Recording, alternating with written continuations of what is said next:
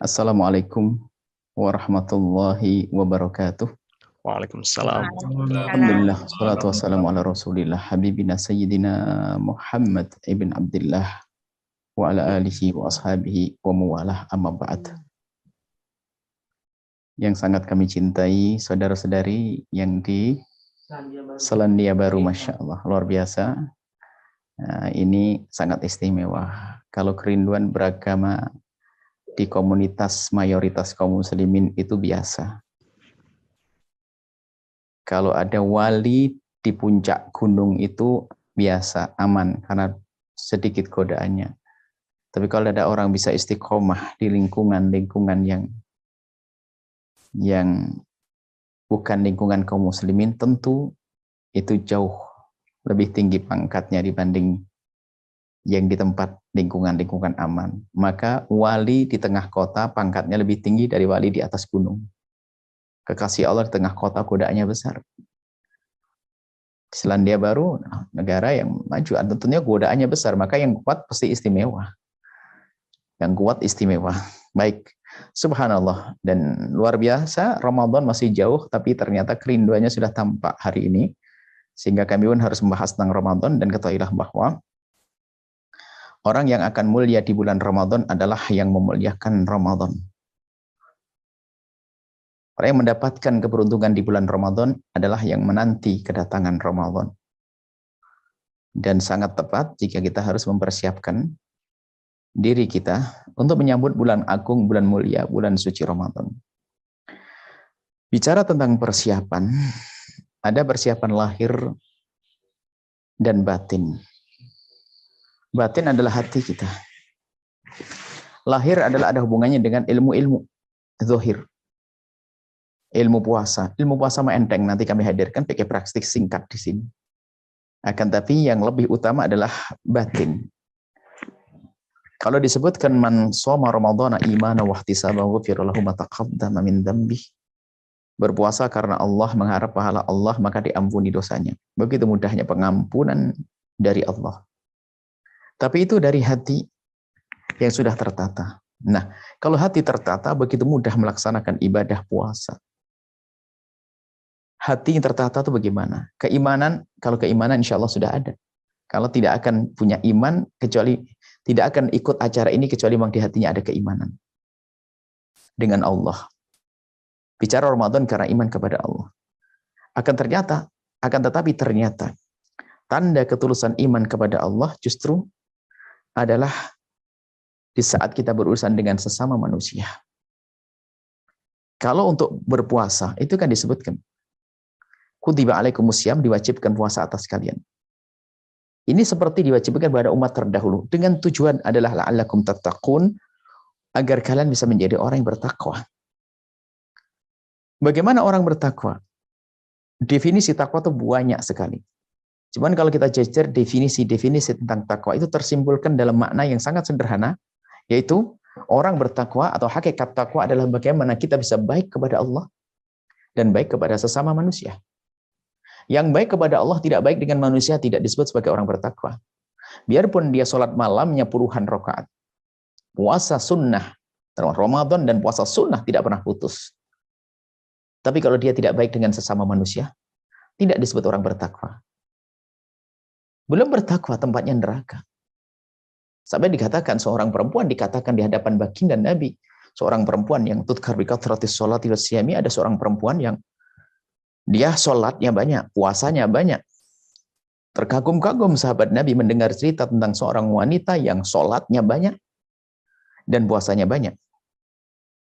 Hanya saja orang ini tu'dhi jiranahu bilisaniha, tu'dhi bilisaniha. Tu'dhi jiranaha bilisaniha. Cuman dia punya kebiasaan nyakiti tetangga dengan lesannya.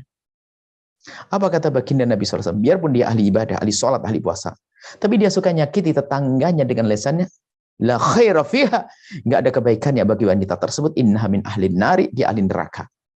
Kisahnya perempuan, tapi sama, laki-laki juga sama. Karena kebetulan terjadi ini pada seorang perempuan. Biarpun baik kepada Allah, tapi tidak baik kepada sama manusia, tidak bertakwa. Atau sebaliknya, ada orang baik kepada manusia, tapi tidak baik dengan Allah, maka juga keropos ketakwaannya. Tidak serius bertakwa. Baik kepada Allah itu sangat mudah. Baik kepada Allah sangat mudah. Yang berat memang baik kepada manusia. Baik kepada Allah bagaimana kita menjalankan kewajiban-kewajiban. Sholat 5 waktu. Kemudian puasa Ramadan. Itu pun ada aturan-aturannya, nanti akan kami hadirkan. Kemudian ada haji bagi yang mampu. Zakat bagi yang punya harta dan seterusnya. Sedikit sekali kewajiban untuk baik kepada Allah SWT. Tapi kepada manusia, Masya Allah, yang sebetulnya kalau kita dengan manusia bisa benar baik, akhirnya keindahan ada pada diri kita sendiri. Orang, manusia adalah satu manusia. Ada Allah, ada manusia. Tapi manusia ada ayahanda kita, ada ibunda kita, ada istri, ada anak, ada. Coba, alangkah indahnya hidup kita kalau kita benar jalinan kita dengan ayahanda dan ibunda. Alangkah indahnya hidup kita kalau benar jalinan kita dengan anak kita, dengan pasangan kita. Maka dikatakan bahwasanya jika orang bisa merajut kebahagiaan di dunia, maka itu muqaddimah bahagia di akhirat. Maka hidupnya di dunia dengan kebencian, permusuhan, pertentangan, dendam, prasangka buruk, itu alamat ahli neraka. Makanya perlu kami tekankan di sini untuk menjadi orang bertakwa, baik kepada Allah, iya. Urusan sholat dan nanti puasa Ramadan. Tapi ada yang perlu kita siapkan. Baik kepada manusia. Kuncinya di hati. Singkat, mari. Kita tata hati kita. Pastikan kalau kita akan memangkas dendam kita. Bukan tidak ada dendam. Oh, enggak ada. Semua dari kita ada potensi dendam. Potensi dengki. Potensi sombong. Karena di dalam diri kita ada hawa nafsu yang ammarah bisu'. Memerintahkan pada kekejian. Hawa nafsu kita mengajak pada kekejian. Maka ada potensi dendam, ada potensi marah, ada potensi kita dengan dengki tetangga sukses, kita merasa gelisah, ada itu. Cuman kelebihan kita adalah di saat kita merasakan ada sakit, ada penyakit itu, kita perangi. Maka namanya jihadun nafsi, memerangi hawa nafsu kita. Yang dikatakan jihad akbar. Perang agung adalah di saat kita memerangi hawa nafsu kita. Yang mengajak kita untuk mendengki, saudara. Mengajak kita untuk benci. Mengajak kita untuk dendam. Mengajak kita untuk sombong. Ada di hati. Yuk kita perangi. Lalu bagaimana kita dengan sesama manusia? Singkat. Agar kita indah dengan manusia, pastikan. Setelah pertemuan ini Anda tidak mengeluarkan kalimat kotor untuk atau tentang saudara kita. Untuk saudara kita atau tentang. Artinya jangan ngomong kasar kepada kotor ke orang. Mencaci, mengolok, dan sebagainya. Jangan ngomong jelek tentang seseorang. Pastikan. Hari ini kita diajari untuk rusak. Komentar di WhatsApp, komentar di YouTube, komentar di media sosial. Yang mengajari kita untuk menjadi jelek sejelek-jeleknya. Capek secapek-capeknya. Karena kalau sudah orang di dalam dunia ada benci, dengki, dendam, capek hidupnya. Tapi si lapang hati, lapang dada tersebut yang hatinya penuh kasih dan cinta telah dipangkas kedengkian, dendam dan benci di hatinya, oh hidupnya tenang, seperti masuk surga, seperti di surga belum masuk surga. Pastikan Anda tidak berucap kalimat kotor. Kan ganti dengan kalimat baik. Saya pengen marah kepada dia. Mungkin semestinya saya caci dan olok dia. Mungkin dia kurang ajar, pinjam duit tidak kembali-kembali, menfitnah lagi. Daripada kita ngomong kotor, kita ganti dengan kalimat baik. Ya Allah, dia keterlaluan denganku, memfitnahku, meminjam uangku kepadaku, tidak kembalikan. Tapi dia beli mobil, beli motor. Ya Allah, berikan rezeki yang banyak dan mudahkan dia bayar hutang, ampuni. Ya Allah, jaga. Kita doakan doa-doa yang baik. Pastikan Anda mendengar suara kami saat ini. Kalau Anda tidak kuat, Anda tutup saja saat ini. Karena ini adalah kemuliaan yang sesungguhnya. Kita perlu menata hati kita. Ayo, kita tidak biasa dengan marah. Dengan dendam kepada seorang. Ya marah, tapi harus kita tumpangi dengan kebaikan. Saya marah kepada seorang, saya akan kirim hadiah esok hari. Nah, kalau kita sudah siapkan hati begini, puasa Ramadan indah. Bayangkan di Ramadan kita dengan emosi, dendam, dan amarah. Capek Ramadan, seorang suami yang bekerja keras mencari rizki untuk istrinya. Bayangkan, bekerja keras mungkin di bawah terik matahari yang panas. Tidak tahu selendia baru berapa jam di Ramadan tahun ini kira-kira? Musim panas juga. 16 jam. Waduh, lumayan. Bayangkan, 16 jam. Ramadan tahun ini 16 jam. Bayangkan kalau di luar kita di bawah terik matahari 16 jam, tak tahu mencarikan rizki untuk istri yang suka bikin panas, enak atau tidak kira-kira? Atau sebaliknya seorang istri yang lagi masak, menanak nasi di depan kompor yang panas hanya untuk suami yang suka nyelkit kalau ngomong bikin panas. Enak atau tidak? Nggak enak. Tapi coba kita bekerja keras, kita meres keringat banting tulang. Secapek apapun, tapi untuk orang yang tutur katanya lembut. Penuh ketabahan, terima kasih tidak pernah luput dari lesannya. Permohonan maaf pun juga tidak pernah lepas dari lesannya. Indah. Begitu juga seorang istri menanamkan nasi buat suami. Kita pun dengan tetangga. Loh, puasa enak. Bayangkan kita lagi puasa, tatanya ngelihat tetangganya beli mobil baru. Dari mana dapat duit? Sakit, kasihan banget itu. Jadi, membersihkan hati itu penting sekali. Untuk menghadapi Ramadan dengan bersih hati. Makanya biasanya tradisi di kampung, kita ada namanya apa megengan atau apa istilahnya. Sebelum Ramadan kita tukar-menukar makanan. Kita buat nasi, ditaruh di, kalau dulu kan takir bahasa Jawanya itu adalah dari daun begitu, dibagi-bagi tetangga sebelum masuk Ramadan. Sebelumnya itu apa? Ada pesan apa? Yuk kita damai, agar Ramadan nanti ngajak terawih. Enak semuanya. Jadi sebelum Ramadan sudah kita menjalin silaturahmi yang baik. Coba kita nggak pernah ketemu tiba-tiba Ramadan ngajak terawih. Kita malah dimarahi. Ah, sok banget, sok soleh. Terawih-terawih sendiri kok. Kayak gitu. Tapi kita sudah mulai dengan kebaikan kita. Jadi ini mungkin pertama adalah biasakan lisan tidak mengucap yang jelek untuk seseorang atau tentang seseorang. Jangan ngomongin kejelekan orang. Sudah.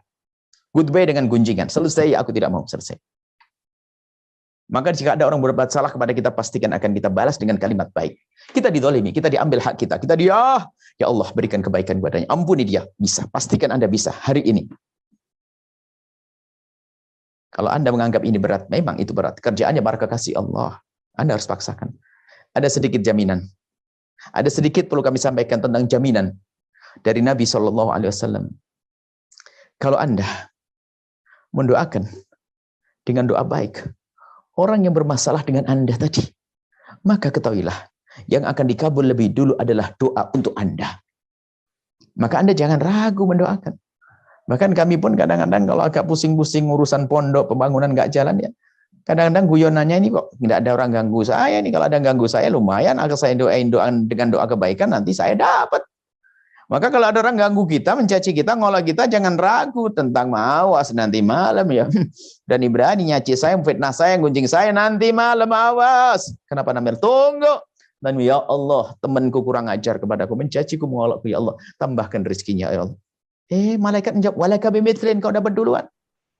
Kamu dapat duluan. Sudah, selamat. Yuk kita tukar-menukar hadiah. Dan tolong, hadiah bukan setelah menjelang Lebaran saja. Lebih utama saat ini menemukan hati. Baik. Karena waktu ya mungkin singkat saja ini tentang urusan hati tata. Pokoknya jangan caci, jangan ngolok, jangan ngomongin kejelekan orang. Jangan jelekin orang dengan lesan kita, atau lesan maksudnya dengan tangan kita langsung ke orang tersebut. WA juga bisa. Jangan. Hilangkan kalimat kotor yang menyakitkan. Ganti dengan panjatan doa yang baik.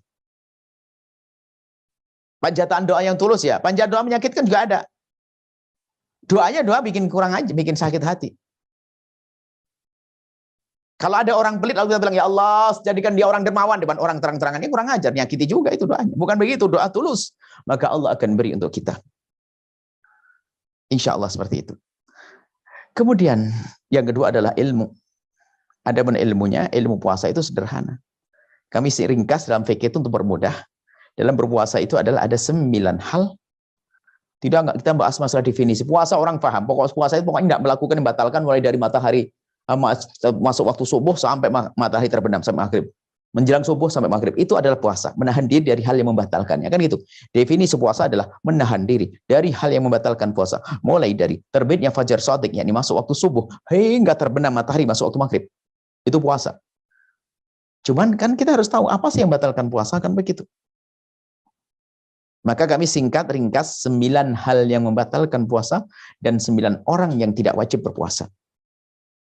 Tidak tahu Anda pengen yang mana duluan, kan begitu. Membatalkan puasa adalah pertama, contoh saja. Nanti akan saya jabarkan. Barangkali sebelum Ramadan ada lagi pertemuan, saya akan bahas tentang fikih atau cari fikih kami. Yang membatalkan puasa yang pertama adalah yang pertama.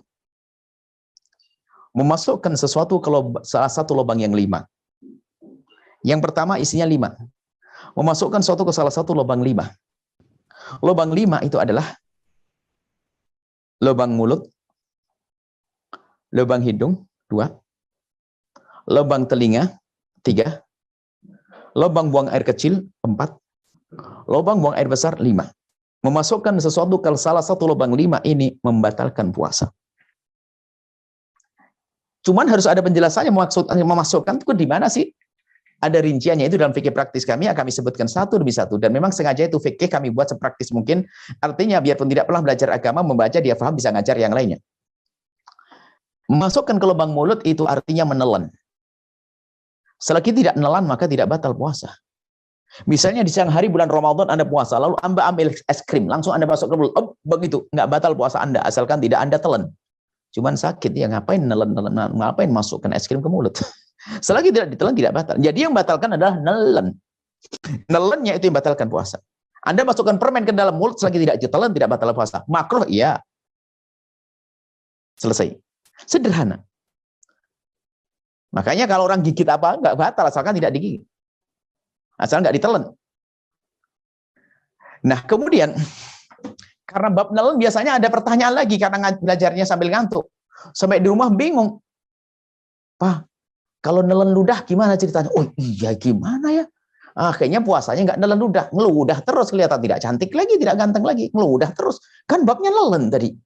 Iya nggak tanya. Lah bapak nggak tanya. Mama juga nggak tanya. Ya memang sama-sama nggak tanya, bingung. Akhirnya Pak, dijawab gini, kayaknya sih batal. Kayaknya batal. Berarti kayaknya enggak kan? Pusing. Harus pasti dong ilmu tuh. Nelen ludah itu tidak batalkan puasa. Dengan catatan. Nah ini fikih praktis sederhana. Jadi fikih itu harus paham. Nggak boleh setengah paham. Kalau sudah paham tuh Pak. Anda tanya ke Ustadz. Ustadznya tanya, Ustadz nelen ludah batal enggak? Kayaknya enggak. Kayaknya enggak. Apa itu? Pusing. Kayaknya enggak, kayak batal juga. Nggak ada tuh. Harus batal atau tidak. Maka jawab. Menelan ludah tidak batalkan puasa. Asalkan. Nah ini. Itu fikih praktis. Sengaja kami akan sindir fikih praktis supaya nanti bisa masuk sendiri ke sana. Menelan ludah tidak batalkan puasa dengan 3 catatan. Pertama, ludahnya sendiri. Kalau ludah orang, ya batal dong lidahnya orang. Cuman biasanya orang, masa Bu yang ngomong bahasa lidahnya orang, ya Anda tidak kenal kemesraan. Bisa saja suami istri bermesraan dalam ludah istrinya, bisa saja. Jangan dibayangin yang haram, yang jorok-jorok, masa ludahnya orang di gelas diminum begitu, bukan dong. Jadi ini kan dunia-dunia keindahan, dunia halal. Jadi ludah istri ketelan sama kita, batal. Ludahnya orang lain. Jadi yang pertama adalah ludah sendiri. Ludah orang tidak boleh. Yang kedua, ludah belum bercampur sesuatu. Ludahnya campur permen, batal. Batal. Yang ketiga, ludahnya masih di tempatnya. Mohon maaf, sengaja kami buat ini menggelitik supaya nggak lupa-lupa. Ludahnya masih dalam mulutnya sendiri. Kalau seandainya ada seorang ibu-ibu mulai dari pagi nyimpen ludah di gelas, taruh di kulkas, mohon maafin. Sudah, nggak usah diteruskan. Kemudian, itu batalkan puasa. Karena sudah keluar dari mulutnya. Maka, nah ini kami menjelaskan begitu bisa untuk meyakinkan bahwasanya, nih, saya punya ludah kalau saya puasa. Nggak batal. Bahkan saya ulama mengatakan, kalau seandainya ada orang mengumpulkan ludahnya sendiri, di dalam mulutnya sendiri, asalkan tidak bercampur dengan siapapun, baru ditelan, nggak batal kok. Asalkan ludahnya. Gampang, fikih itu nggak boleh setengah paham. Harus paham benar. Baik ya, selesai masalah urusan ludah. Kemudian yang kedua adalah memasukkan sesuatu ke lubang hidung. Ini kalau tidak belajar beneran bisa problem, bisa rumah tangga berebut. Akhirnya apa? Aduh, kacau nih. Kenapa? Pengajian paling tidak enak hari ini. Memang kenapa? Aduh, memasukkan hidung batalkan puasa. Mau kenapa? Saya punya hobi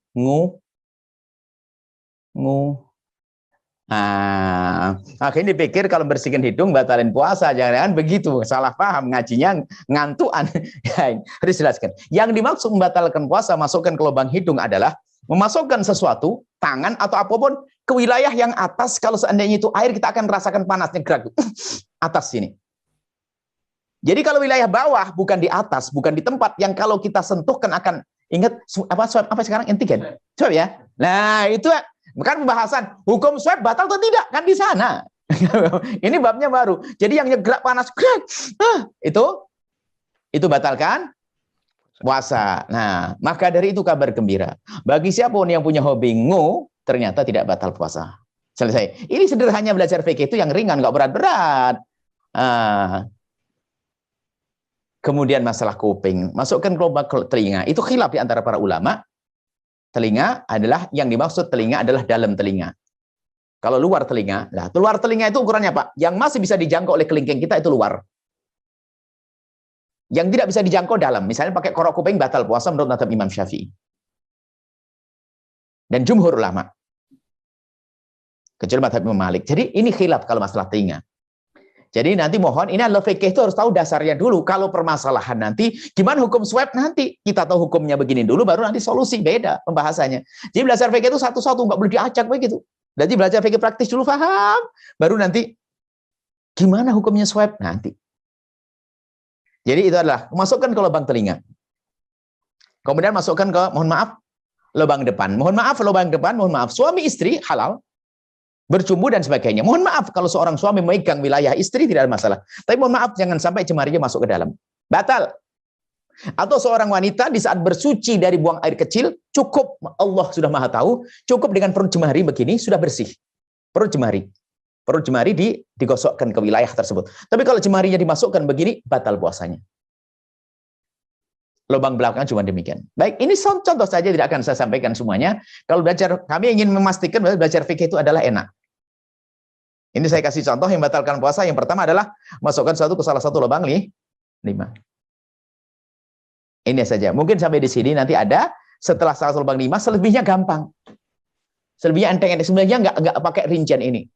Kayak melahirkan, itu apa nifas atau haid, itu kan sudah ada aturan sendiri. Hubungan suami istri gampang. Yang paling berat ini, selebihnya gampang 9. Nanti ada 9 orang yang tidak wajib berpuasa. Harus tahu, jangan kita memaksa orang. Misalnya kita adakan tamu. Kita adakan tamu dari Indonesia, musafir. Di Selandia sini, musafir. Di rumah kita hanya 3 hari. Ya nggak boleh kita paksa puasa. Tinggal kita ngomong ke tamu kita, wahai tamuku yang terhormat, Anda kan bepergian, besok mau puasa atau tidak? Kalau puasa saya bangunin untuk sahur, kalau tidak besok pagi saya buatkan sahur yang buka yang enak. Nggak boleh kita paksa dong, nanti ada ilmunya begitu tuh. Jadi fikih harus pasti, nggak boleh setengah-setengah. Insya Allah nanti bisa diikuti. Yang kebetulan ya, insya Allah kajian fikih praktis itu mungkin bisa dilihat Ramadan yang lalu ya, di video kami Ramadan yang lalu. Yang insya Allah Ramadan ini kita akan rutin di Al-Bahjah TV. Itu fikih lanjutan, fikih sholat jamaah, fikih korban, fikih haid wanita, ada beberapa fikih jenazah.